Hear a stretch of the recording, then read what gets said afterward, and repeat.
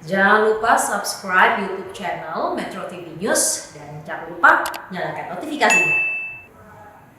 Pemirsa, BPJS Ketenagakerjaan atau BP Jam Sostek menargetkan nomor rekening seluruh penerima subsidi gaji dapat terkumpul akhir Agustus ini. Subsidi ini akan sangat membantu karyawan yang bekerja di sektor usaha yang terpukul pandemi COVID-19. Direktur Utama BPJS Ketenagakerjaan atau BP Jam Sostek, Agus Susanto memastikan BP Jam Sostek sudah memiliki data pekerja bergaji di bawah 5 juta rupiah per bulan yang akan menerima subsidi gaji dari pemerintah. Menurut Agus, saat ini BP Jam Sostek tengah mengumpulkan nomor rekening para pekerja dengan meminta setiap perusahaan untuk melaporkannya. BP Jam Sostek menargetkan nomor rekening penerima subsidi gaji yang berjumlah 15,7 juta pekerja ini dapat terkumpul pada akhir Agustus 2020 ini. Kita ditargetkan tanggal 17 Agustus ini bisa mencapai 10 juta. Jadi kita sekarang lagi menghimbau kepada seluruh perusahaan ya, agar segera mengirimkan nomor rekening pekerjanya sesuai dengan kriteria yang ada. Para pelaku usaha menyambut positif program subsidi upah pekerja ini. Ketua Umum Asosiasi Pengusaha Indonesia, APindo, Haryadi Sukamdhani menyebut subsidi ini akan sangat membantu karyawan yang bekerja di sektor usaha yang terpukul akibat pandemi COVID-19. Namun Haryadi berharap pencairannya bisa segera dilakukan dan syaratnya pun dipermudah. Itu sangat membantu sekali dan kita berharap mudah-mudahan ini bisa segera dieksekusi ya. Walaupun kita sama-sama dengar juga ketentuannya juga rada-rada berat juga kan, kayak misalnya harus terdaftar di BPJS Ketenagakerjaan tapi nggak boleh ada tunggakan gitu ya. Nah misalnya seperti itu, padahal situasi sekarang semuanya juga kesulitan cash flow ya, kemungkinan yang menunggak itu juga sangat besar. Jadi kita berharap pemerintah juga bisa melonggarkan itulah orang situasi seperti ini kok. Jadi kalau mau bantulah sepanjang bahwa dia main record kan ya justru yang pada sudah nunggak bayar iuran di BPJS harus dibantu. Kepala Biro Humas Kementerian Ketenagakerjaan menjelaskan, pekerja yang sempat menunggak pembayaran iuran BPJS Ketenagakerjaan di bulan April dan Mei juga akan mendapatkan manfaat bantuan langsung dari pemerintah. Kita sebetulnya tidak berbicara menunggak atau tidak, tetapi berbicaranya adalah sepanjang perusahaan tetap nama si pekerja dari perusahaan itu tetap sebagai anggota BPJS, kapanpun menunggak atau tidak, itu tetap akan mengikuti diikutan program ini.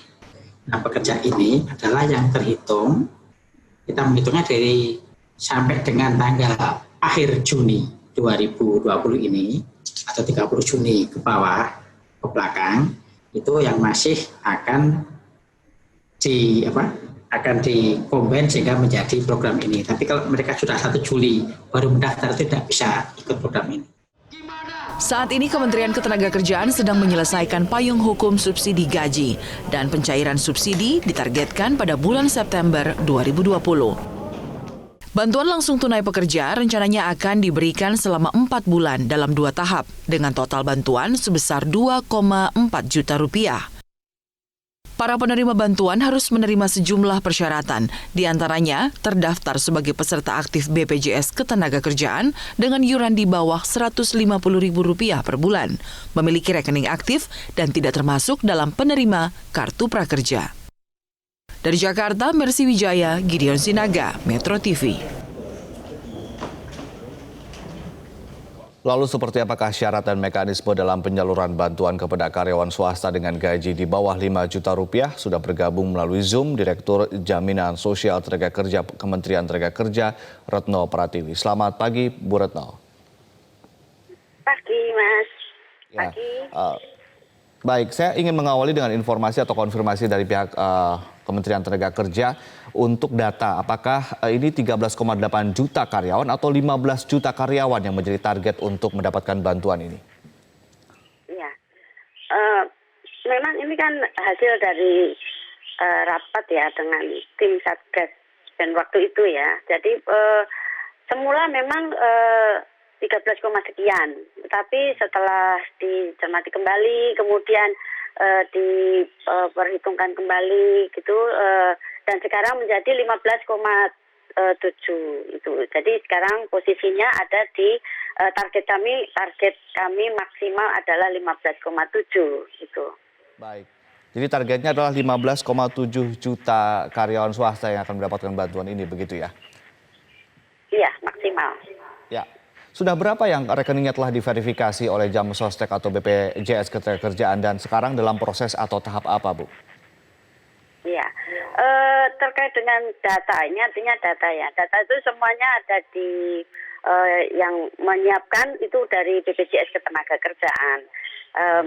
Menteri Tenaga Kerja, Ibu Ida Fauziah, itu sudah mengantongi sekitar 12 juta pekerja peserta BPJS Ketenagakerjaan yang menyampaikan rekeningnya kepada pastinya BPJS Ketenagakerjaan.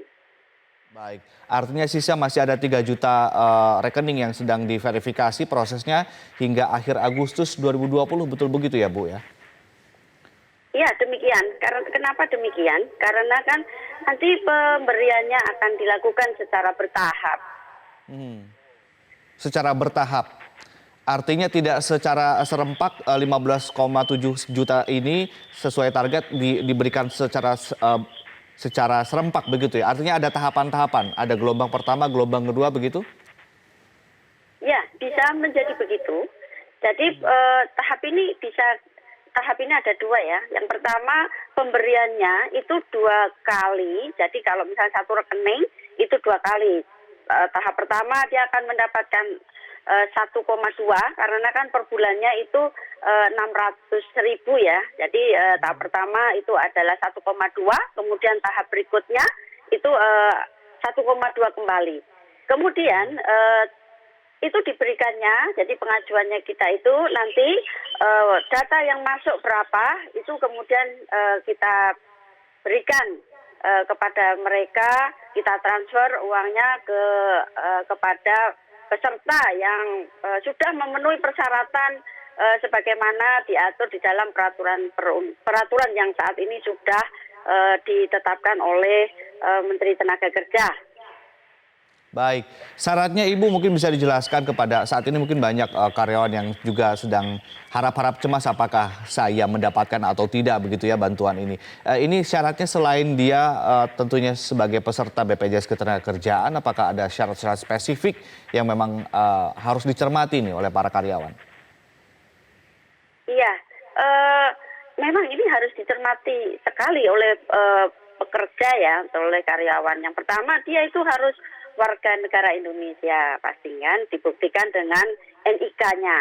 Kemudian juga dia terdaftar di BPJS Ketenagakerjaan itu untuk yang aktif. Jadi aktif ini menjadi sesuatu hal yang penting karena aktif dan tidak aktif itu bukan permasalahan nunggak atau tidak, tetapi dinonaktifkan atau tidak oleh si pemberi kerja. Nah, kemudian yang berikutnya itu adalah peserta itu membayar iuran itu didasarkan kepada upah yang penghitungannya itu yang dilaporkan kepada BPJS sebesar kurang dari 15 juta. Kurang dari 5 juta, mohon maaf. Kurang dari 5 juta. Ya, terus kemudian yang terpenting lagi ini adalah pekerja penerima upah. Jadi untuk yang penerima upah dan yang memiliki rekening bank aktif. Nah, ini menjadi penting. Kemudian yang lebih penting lagi itu adalah peserta yang aktif itu yang sampai kapan, kan gitu ya.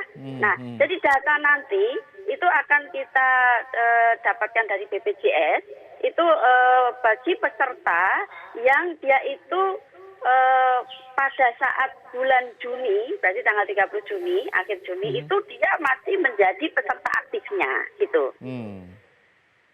Baik, jadi ini artinya kalau mereka korban PHK otomatis tidak mendapatkan ini ya? Ya belum tentu juga, karena kan diaktifkan atau tidak dulu oleh pemberi kerja.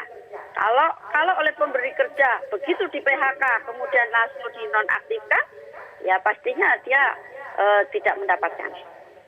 Baik, jadi ada kans untuk mereka-mereka yang masih aktif tetapi sudah tidak bekerja masih ada kesempatan untuk mendapatkan ini begitu ya, asal tidak dinonaktifkan oleh si pemberi kerja begitu ya Pak ya? Iya, karena aktif dan nonaktif itu itu dilakukan oleh si pemberi kerjanya, begitu. Baik, baik. Ibu, ini banyak yang mempertanyakan bahkan mengkritik kenapa para korban PHK tidak mendapatkan juga, padahal mereka saat ini juga sangat-sangat membutuhkan. Nah, lalu kemudian program apa yang akan menjaring atau mengamankan mereka ini untuk korban PHK? Iya, kalau kita perhatikan sebetulnya tidak demikian juga ya.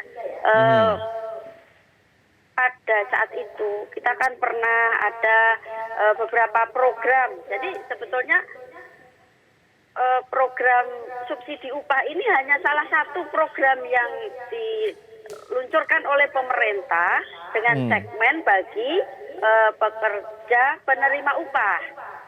Artinya masih bekerja, tapi yang terkena dampak COVID. Nah, bagi pekerja yang ter-PHK itu juga sudah ada program-programnya, ya, seperti kartu prakerja, kemudian juga ada sembako, kemudian ada bantuan tunai langsung, seperti itu. Itu sebetulnya sasarannya adalah juga bagi pekerja yang ter-PHK. Baik.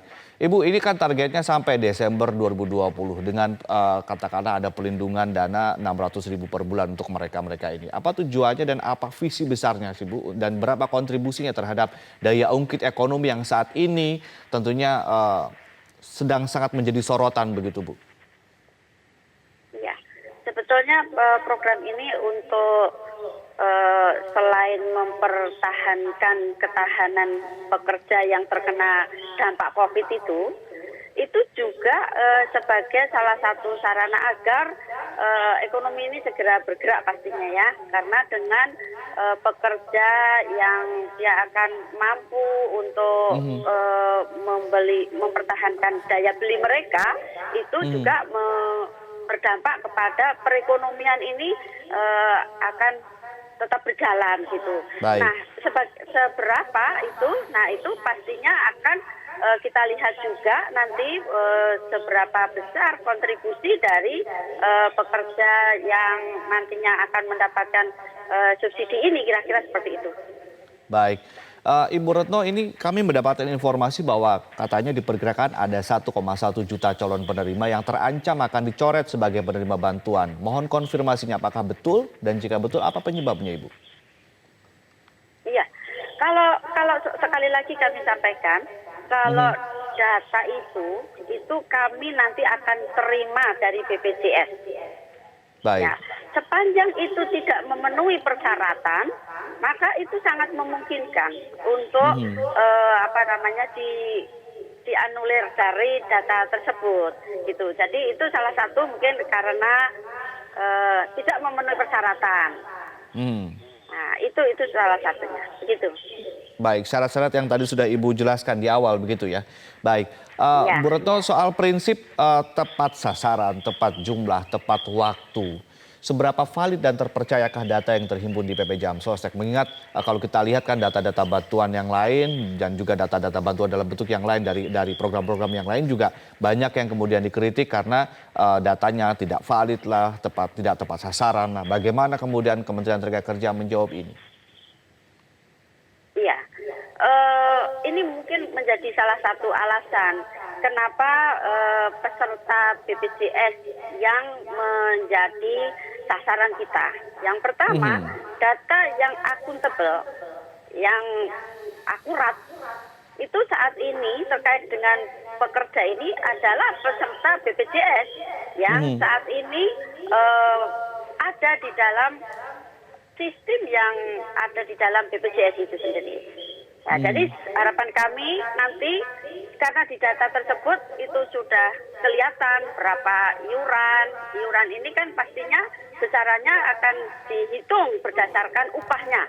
Artinya upah itu sudah didaftarkan atau dilaporkan di BPJS Ketenagakerjaan. Apakah upahnya itu kurang dari 5 juta atau tidak, itu akan tercatat di sana. Itu yang pertama.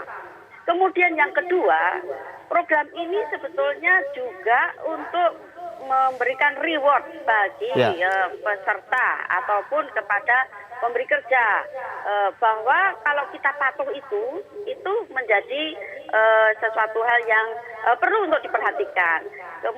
Kemudian yang ketiga juga kita akan mengajak kepada Bapak dan Ibu pemberi kerja ataupun pekerja itu untuk memahami bahwa sebetulnya perlindungan sosial atau melalui jaminan sosial ini bukan sekedar kewajiban, tetapi ini merupakan sesuatu kebutuhan bagi mereka berdua. Tidak hanya kepada pekerja saja, tetapi juga kepada pemberi kerja. Baik, Bu Retno, mungkin ini lebih detail lagi. Apakah kemudian sesaat sebelum para karyawan ini mendapatkan bantuan, mereka akan dikonfirmasi terlebih dahulu, diberikan informasi bahwa Anda adalah bagian dari karyawan yang mendapatkan bantuan dari pemerintah saat ini? Apakah ada mekanisme itu, Bu? Ya, nanti mekanisme penyalurannya ini kan melalui jadi data yang ada dari BPJS, kemudian disampaikan kepada Kementerian Ketenagakerjaan, kemudian di data itu kan sudah ada nomor rekeningnya, kemudian nanti dari penyalurannya itu langsung dari kas negara kepada nomor rekening, karena ini kan merupakan telepon pasif ya, sehingga nanti pekerja itu berdasarkan nomor rekening itu tadi maka akan ditransfer, dipindahkan dananya itu kepada peserta itu langsung, begitu. Baik, Ibu, bagaimana kemudian ketika ada karyawan yang merasakan bahwa dirinya adalah layak mendapatkan bantuan ini, apakah dirinya masuk ke dalam program bantuan atau tidak, kemana mereka bertanya? Lalu kemudian ketika program ini sudah berjalan, ada orang yang kemudian merasa bahwa dirinya pantas mendapatkan bantuan tapi tidak mendapatkan bantuan, kemana mereka komplain? Sekali lagi kita sampaikan bahwa data ini bersumbernya dari BPJS. Jadi bisa atau tidak itu bisa dicek di BPJS tempat. Baik, jadi ke BPJS Ketenagakerjaan di wilayah terdekat begitu ya, Ibu Retno ya? Ya. Begitu. Baik. Terima kasih Ibu Retno Pratiwi, Direktur Jaminan Sosial Tenaga Kerja Kementerian Tenaga Kerja telah bergabung bersama kami di Metro Pagi Prime Time.